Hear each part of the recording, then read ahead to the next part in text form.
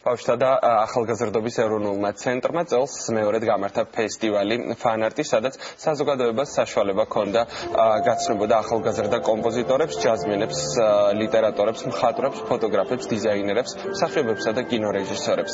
ფესტივალი ფანარტი 24 მარტს გაიხსნა და 8 დღის განმავლობაში გაგრძელდა.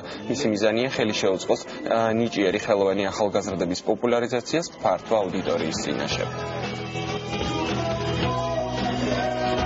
2014 წელი იუნესკოს მიერ გამოცხადებულია როგორც შექსპირის წელი. ჩვენთან შექსპირის ტრადიცია მოგეხსენება ძალიან დიდია და თქვენ აქ ხედავთ სხვადასხვა თეატრებიდან წამოღებულ რეკვიზიტს, კოსტიუმებს, ფოტოები თეატრისა და კინოს მუზეუმიდან, მაგალითად რუსთაველის თეატრიდან, მარჯანიშვილიდან.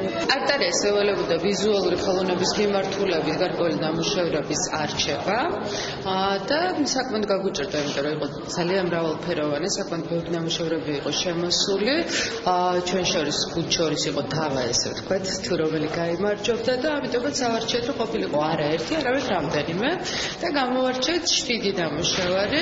მე ვფიქრობ, რომ ბევრი მსგავსი ფესტივალი უნდა ჩატარდეს არა მარტო ამ ქალაქში, არა მარტო თბილისში, ზოგადად მთელი საქართველოს მასშტაბით თუ იქნება და საერთაშორისო თუ იქნება, მაშინ თუმცა ყედესი.